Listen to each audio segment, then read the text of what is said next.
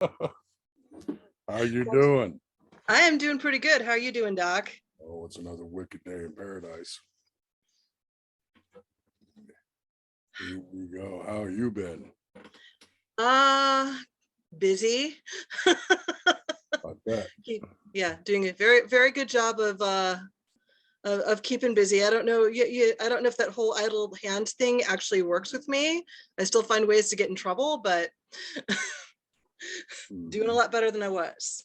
Most definitely. Most definitely. Especially over the past couple of years. Yeah.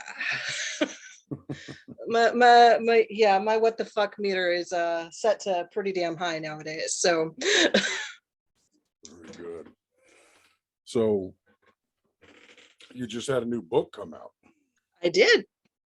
So that one came out in December. I was actually working on that one before I left San Francisco. Mm-hmm.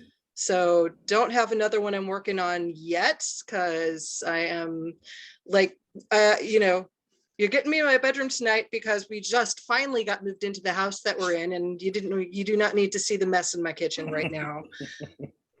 So, and we're like blending the stuff from my partner's house and from San Francisco. And, I've got the kids trained to just not ask questions because I'll tell them and then they regret it.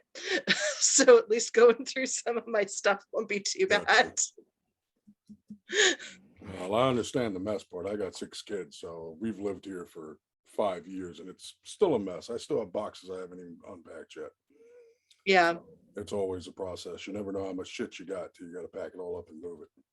Yeah, and about a third of the shit is still my ex-wife's. She just kind of went, I don't want to deal with it, and so trying to sort through all of that. Sounds like it's time for a yard sale. More than a little bit, yeah. So for those that don't know, Diana Rajchel is a 3rd degree Wiccan priestess, if I can speak correctly, and a published author, obviously. I must confess, I have not yet read Hex Twisting. Okay. It's on the shelf. I have plans for it. But I am very interested in the content because it's something that, when you go and you look, when you're learning how to do certain rituals and certain what people call spells or conjure, you always run into like the love spells and then the curses, but very few people actually teach or talk about how to actively counter such workings. And one of the biggest things as a worker that I found is that I spend a whole lot of time telling people how to work certain measures into their daily lives to counteract, not just conjure from other people, but negative energy, negative entities, things that like walking through a dog park that you might just pick up on your shoe on your daily routine. Yeah. So, and one of the things that I liked about urban magic for the city witch is how practical a lot of the stuff is. Like it's you don't have to go scouring, you don't have to learn another language or be able to decipher some code in order to make the rituals work. It's very practical, very straightforward. I enjoyed that book a lot. So when it comes to the Hex Twisting, what was your inspiration to want to write that book, and where you pulled that practical knowledge from? So to start with, because of this book, I no longer identify as Wiccan. Okay. Like I went through enough shit. I actually went so far as to have my initiations revoked, which I know breaks some people's brains, but it was done. It was very supported by the people that were connected, because when you're connected to a tradition, like when you work with urban magic and city spirits, you're basically working with Godzilla-sized spirits. And a lot of people, when they are in a tradition or working with Wicca specifically, you're not aiming for something that large. Like Wicca's not animistic. I am very much an animist, which means that sometimes you really are just moving a mountain. Mm-hmm. And so, and you kind of know some of the background on this, but I kind of just found myself in a lot of shit and I had to figure it out. Yeah. And it was one of those where part of committing to a spiritual path, it really committing to it is knowing that what you believe is going to change. Mhm. And I'm a realist, and I'm not someone who tries to go, no, no, no, I'm going to cram what's happening me into the rules that I agree to for my belief system. It's the, oh, shit's happening. I need to change my belief system so I can deal with this. Mhm. And as part of that was figuring out step by step.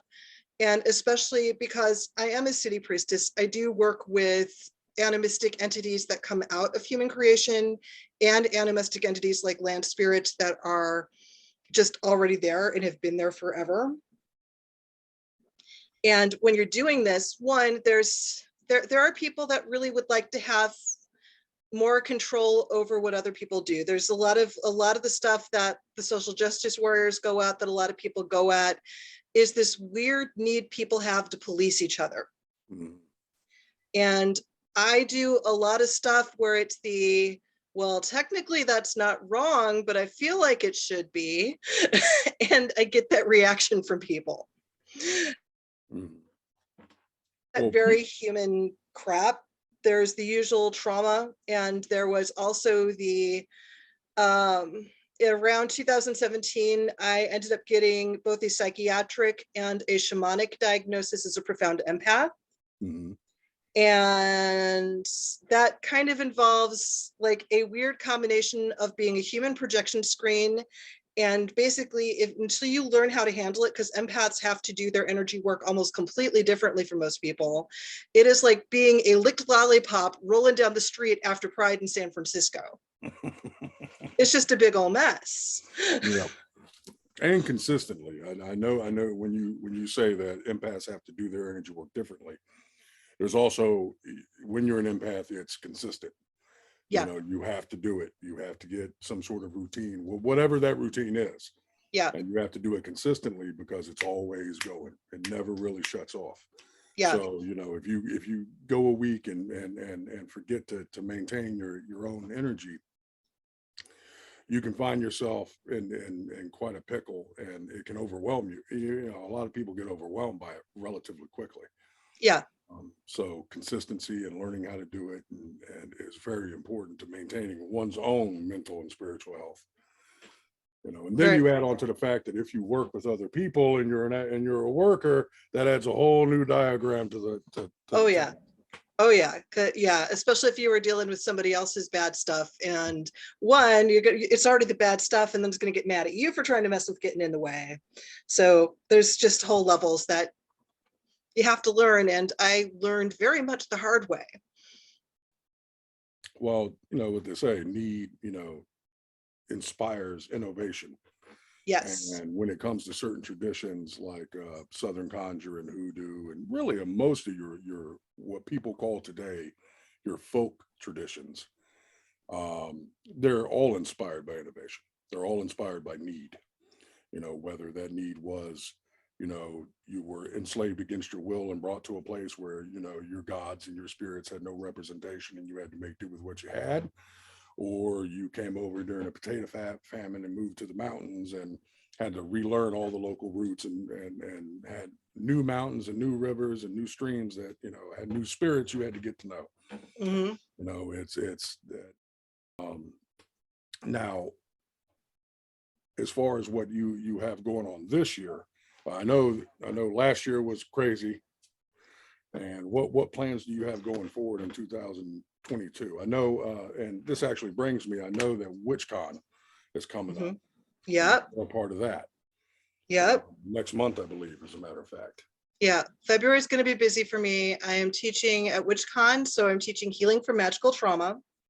So in this, we'll be talking about the healing work, the energy work you do to repair your energy bodies and yourself, and also the coded language you can use if you are seeing a therapist that is not necessarily in favor of magical work.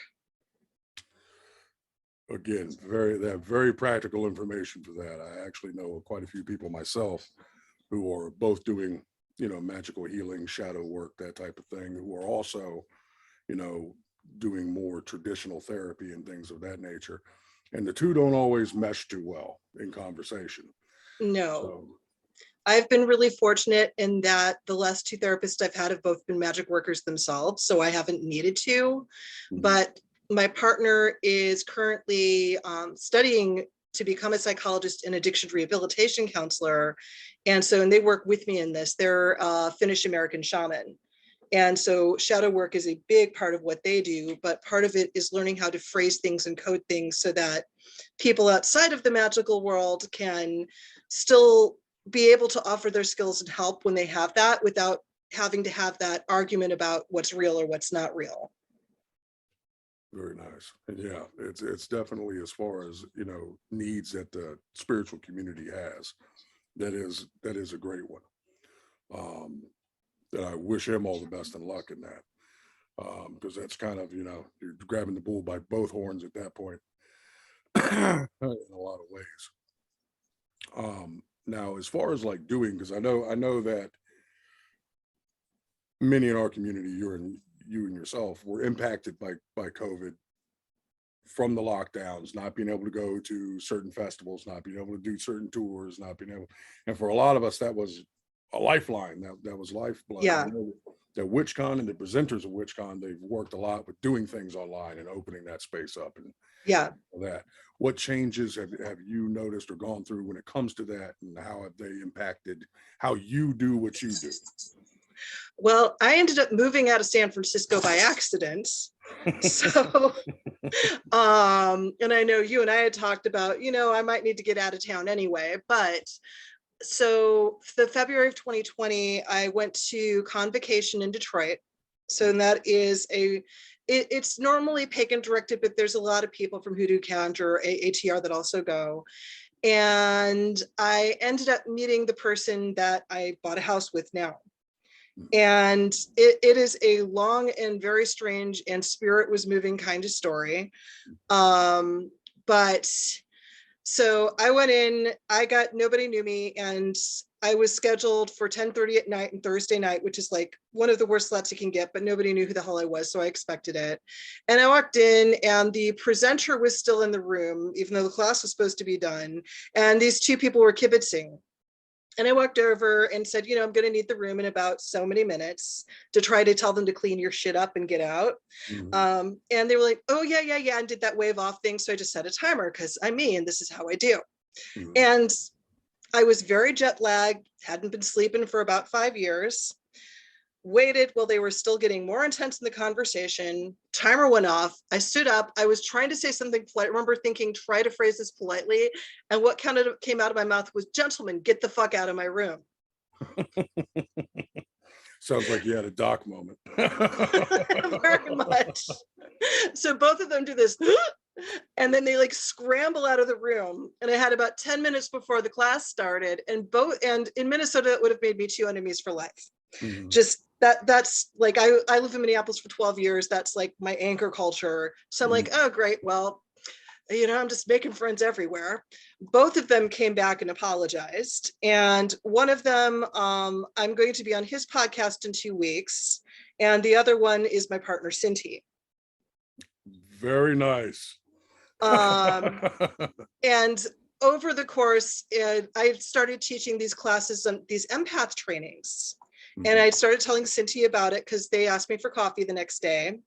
And we got to talking about that because of the work they do with working with emotions as animistic spirits, which was a missing piece of my work because I work with a theory of energy bodies having different orders, and to the point where it can become a form of neurodivergence. Yeah. Like I've worked with autistic people where their mental body is all the way on the outside. And so that one, I kind of felt like the convention didn't really get it. They asked me to teach it as a children's class, I was supposed to teach it at 9:30 the next day after the urban magic class at 10:30 at night. They moved it and I didn't really look into why. I was happy they did. I needed the sleep. And then, you know, I told Cinti about this and like, okay, I'll come check this out and we'll just, roll our eyes at the new agey people. So there's someone else in the room that understands. Yeah. And, I was expecting maybe 4 12-year-olds and a stressed out mom. And that morning I walked in, Cynthia was waiting for me with a cup of coffee, and I walked into 65 empaths or empath-like people in different forms of energy crisis. Mhm. Yeah. And Cynthia started working the room with me after I ran them through some grounding exercises. And it was like we'd been doing it for 20 years. To the point where when the class ended and they had me sit down with a friend of theirs that was having an animistic spirit issue, and we got talking, she said, how long have you guys known each other? It's obviously been like decades. So we're like, okay, there's clearly something here. And so we got to talking after I went back home to San Francisco, and like we had plans where they were going to come out and help teach this class with me at Wicked Grounds and, all of this other stuff. And COVID hit. But right before that, we were going to meet up in Minneapolis because that was, again, my home convention space. Yeah. And Urban Magic had come out, and I was going to do a launch party with one of the shops in town and all of this stuff. And I was standing in the grocery line getting stuff for my suitcase when it got canceled. And we'd already talked about, so I was like, okay, tell you what, I'll change my flight. Pick me up in Kalamazoo. There was some shamanic work that they wanted to do with me anyway. So for those confused, my partner's they, them. They're not multiple people, although it can feel like that sometimes with the chaos. So we got there, and within a day of me landing, shelter in place at San Francisco, my flight got canceled. I wasn't allowed to go back because they were trying to figure out how the hell to let people back in. Mm-hmm. And then 2 days later, shelter in place at Kalamazoo, and I couldn't leave. And so we're just standing there looking at each other going, I guess let's see if this works. And so I hope the kids like me. So now at this point, we started our own spiritual consultancy that is in cooperation with Golden Apple, the one that I have in San Francisco. And we actually have offices that are owned by Norse Nectar Meadery, which is a pagan-owned mead brewery in town. So we have offices in their complex. Sounds like people I need to know. Yeah, got a house. The kids are calling me bonus mom, so I'll take it.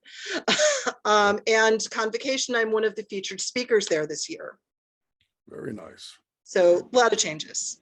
A lot of changes, but good changes. Very good changes. Started off as a negative, flipped into a positive very quickly. Yeah. Amazing how the spirit works like that, Yeah. I've been doing, I know you've been in the spiritual community for 20 plus years. I've been in the spiritual community for 20 plus years. It never fails to surprise. Never. No. Just when you think you've seen it all and know it all gets turned around very quickly. I would not have, yeah. I would not have predicted being here. I am so glad I ended up where I ended up. Catching COVID fucking sucked. But I'm glad I survived that. And and I'm glad I had the herbs to deal with it at the time. But yeah, it's been one hell of a ride for me, like for the last decade or so, but it seems to be going in a good place finally. Very good. I'm glad to hear it. Especially these days. Good news is hard to come by, and that's not what you see on the nightly news, and that's not what you see on Facebook. It's no negativity and the worst case apocalyptic scenarios. So it's good to get some good news in the chaos. Now, you said that you don't have anything else that you're currently planning on writing. I have some books in the works. I haven't got them down into the book proposal business format yet. Mm-hmm. So the main energy is going to fleshing out Golden Apple, the metaphysical shop that I'm part of. Nice. And getting some business plans down and doing that. I am working with my partner on further developing the empath training. So we've got a level 1 and a level 2 now. And I think that part of the shadow work is working on the ego strength, because damn, a room full of empaths can be rough. Yeah. And I am working with Jamie Alford. She's the author of Tarot Inspired Life, on a book on urban divination.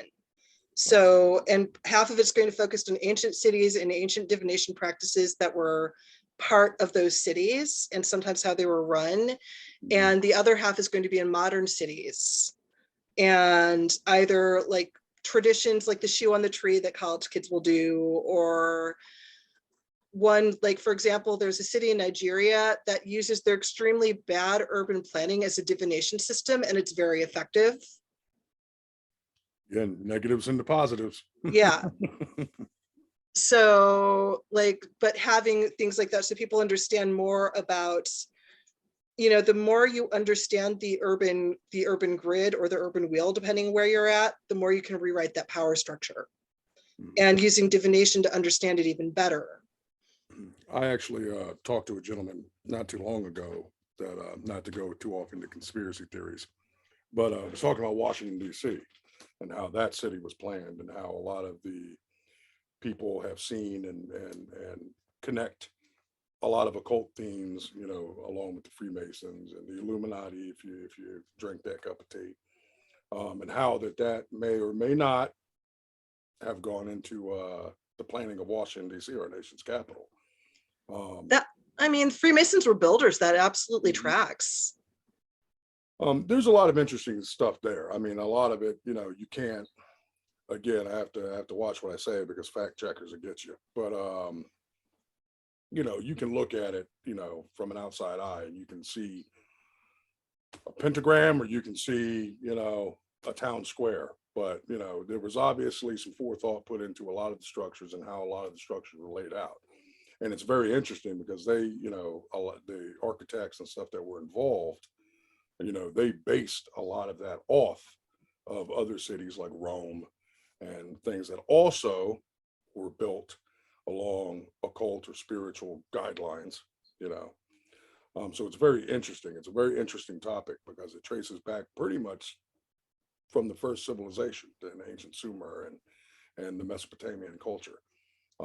Very fascinating stuff. So I'm glad that you're putting it through your practical lens and bringing it forward for us. Now, as far as doing the events and stuff, like, do you prefer physically going to the festivals and stuff, or are you becoming more comfortable with the online aspect of things? Because I've talked to a lot of folks, and I know some folks are like, I'm never going to another one again. You know, now that I can do it on Zoom, do it from the comfort of my own home, we'll just do it from here.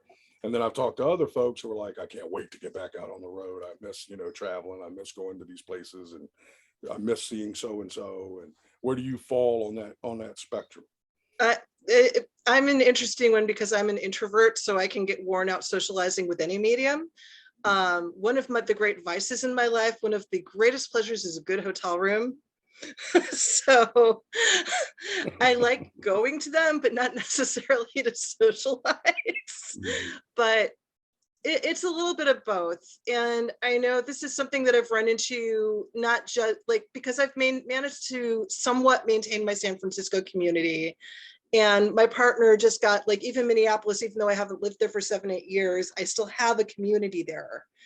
And partly this is because even before the pandemic I made a point of using social media and these tools consciously, so that it was about building and strengthening my relationships as much as I was able to do so.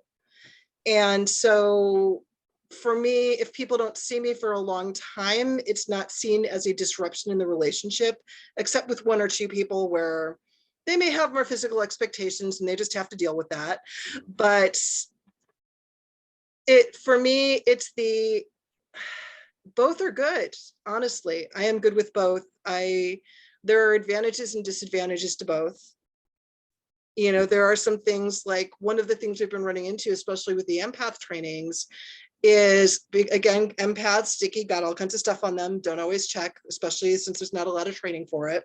Yeah. And so, like, even running somebody through one of the grounding techniques that I teach for empaths, we actually had someone who had a meltdown in class because it triggered something that got planted on her.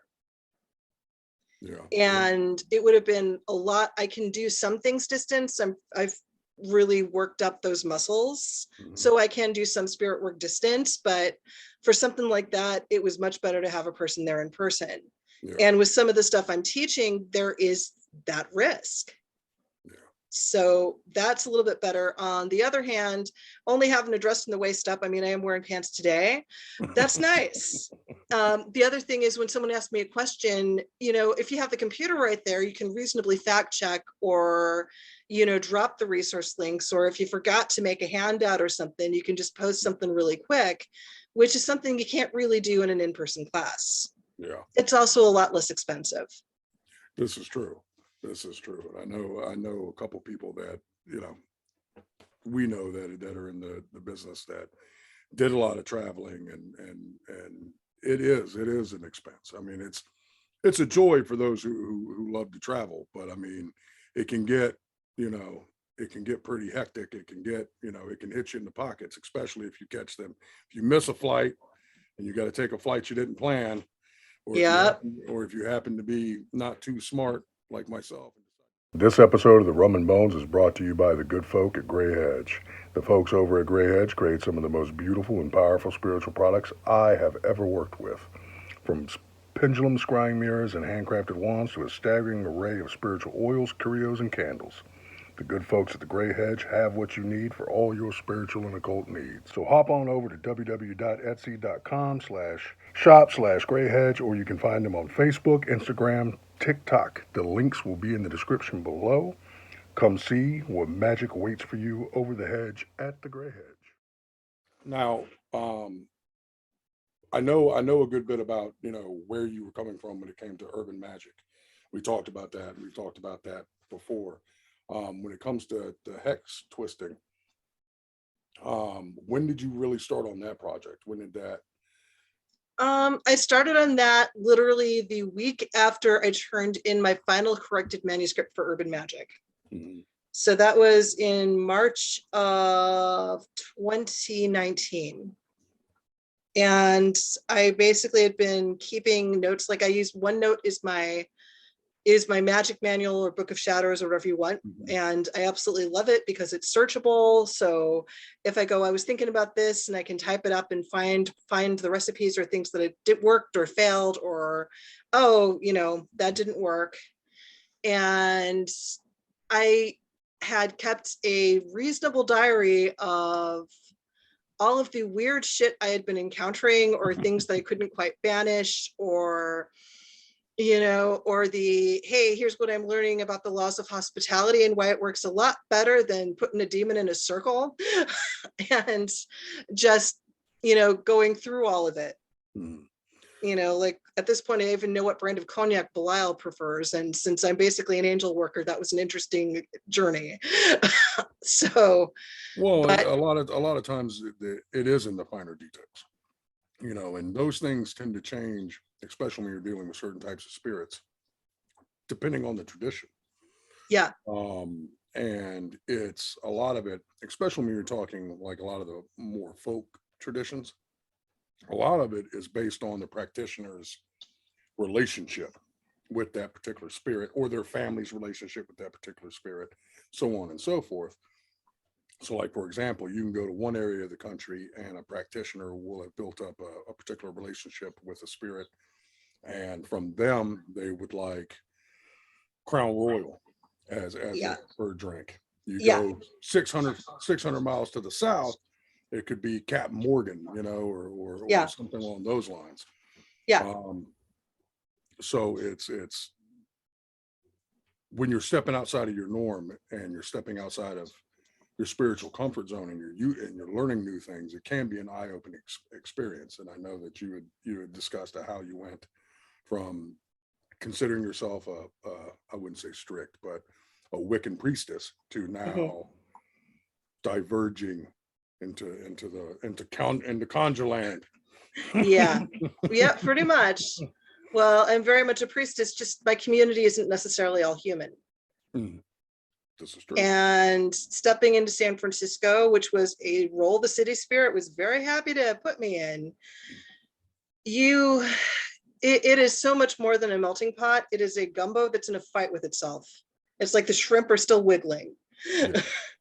And there's just you're just in it, and you have to one of the things that I loved about my neighborhood in Minneapolis and something I enjoyed about San Francisco is I could walk from one end of one street to another and I'd hear at least 7 different languages. Now, just add the spirit part of that, where it's because people, when they come here, they bring their spirits with them. Mm-hmm. And so you're suddenly moving through all of this other stuff that's also fighting itself out and figuring out how to be. Yeah. And then add the layers of the human created spirits and add the other layers of the land spirits and the stuff that's always been there. It was just, there is no way to prepare for that except to be in it. You got to dive right in. Yeah. Yeah, a lot Yeah. of times that's what it is. And I know for a lot of new folks that come into spiritual practices, they're always trying to find that one book or that one, tradition or whatever it is that's going to have all the answers and all the keys and unlock all the doors and all of that. And, for some folks, they can find that, but a lot of times, especially when you're talking about larger, more urban American cities, that's what you get. You're getting, a little Chinese folklore, a little, Native American land animism. You're getting it in a mix, of every culture that's put its imprint on that city gets, involved. And for someone that's like an empath or someone that's exploring those spiritual traditions, it can get really confusing, especially these days when people are very, very quick, to pick apart, which areas go where and what belongs to what tradition and all of that. Yeah. It can cause even more headaches because now a lot of folks feel like they're back at ground zero because Yeah. And there are reasons both legitimate and not for doing that. Mm-hmm. So, and I think a lot of people have lost the discernment over what is it you're really protecting, and is that is it that you're protecting? Is it that you're doing toxic gatekeeping? Are you doing positive gatekeeping? Because there are some things where you have to be ready to learn it. Or is it just that you're feeling vengeful and you honestly can't imagine a European witch looking at a jar and going, yeah, I could pee in that just as much as you might. Mm-hmm. Yeah. Well, I mean, there is definitely, coming from the background that I do, there are definitely things that, like you would call it, positive gatekeeping. Like, what is the motive behind it? Are you protecting the tradition? Are you making sure that the tradition is being respected in its roots? Or are you just being an asshole because you don't want to see other people using a tradition that you feel is yours, Yeah. Well, and there is this misapprehension that when people talk about ancestor work, they're only working with one set of ancestors. And if you're doing ancestor work, you're working with your ancestors, even if it isn't conjure or hoodoo. Yeah. The other part that tends to upset people is at some base, we all have the same ancestors. Yeah. Until it reminded neo-Nazi that, hey, they weren't all white, will really make their heads explode. But I just got tired of cleaning up the splatter. And does all the time too. Yeah. It is, I do, one of the things that fascinates me is one of the first books that I read of yours, Divorcing a Real Witch. Now it's a very special book, and that it's for me, it was very different, very refreshing, because it comes when you go to the occult section, you go to Barnes and Noble and you pick up, a book on witchcraft or anything like that. You get either a recipe book or a stereo manual on spiritual craft, right? It's very unique to see, at least in the modern times, reflective experiences from someone who is in the community, talking about life, talking about things that have happened to them and how that has shaped their spiritual path and how they process things and how they go through things in a very practical way, which is one of the, if anybody has any interest, they should definitely pick it up and read it, because there's one thing to know how to cast spells. You can learn a recipe. That doesn't necessarily make you a chef. It's our life experiences that make us who we are. And while, the social media and other platforms tend to turn us into talking heads a lot, We are real people, in our what we do and our traditions and how we see the world, and our journey is created by the things that we have experienced. And it's all the human journey, and that book, more than anything, hit home on that level, because it was, this author's a real person. This isn't just someone who's copying out of an older grimoire and regurgitating the same, red candles are for love, basil brings you luck. It's more than just a recipe book. It actually outlined experiences and how both your personal experiences and your spiritual self grew together, in that situation, in that process. Because I didn't have the guide, so I made it. That's it. Again, need creates innovation. So I know you're going to WitchCon. I know you got a couple projects on the table. What else do you got going on in 2022? So I've got Convocation, which will be the week after WitchCon, and I am one of the featured presenters, so I'm super excited about that. So I will be leading an urban magic ritual to Detroit. So I'm kind of talking to Detroit, figuring out what it wants me to do with that. And right now it's kind of asking me to work in the music of Sugarman Rodriguez. So if you ever find the documentary Searching for Sugarman, it's kind of the story Detroit wants to have for itself. And it is because Sugarman Rodriguez was a Motown performer in the 60s. And like he made a couple songs, they were released, they didn't really get anywhere. And then like he had a record contract fizzled, and he just kind of went back to the blue collar job that he had a home, had a family. Somewhere along the line, some people from South Africa found his music, bootlegged it, and brought it to South Africa. So while this guy's living his life, his music in South Africa blew up. He had no idea. And an entire mythos around him developed, where like supposedly he died of a drug overdose or, whatever, really young. And like you could walk into a head shop in South Africa and find stuff for Sugarman Rodriguez. And some super fan got really interested and went, wait, we don't know any of this. I'm not finding any documentation of this. And ended up flying to Detroit, posting flyers, looking for this guy. And his daughter found the flyer and brought it to her dad. And it ended up with him doing a tour, making an album, tour of South Africa, making an album, having a wife and child from South Africa, just like basically the whole life he was supposed to have.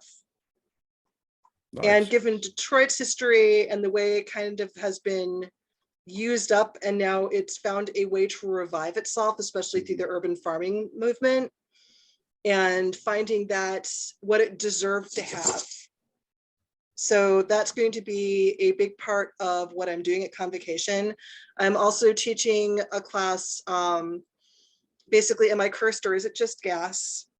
So one for screening for curses and what to do to clean them up, and another empath training. And then I'm also going to be supporting my partner, who is stepping into their role as a teacher finally. And so they're sitting next to me, that's the side eye.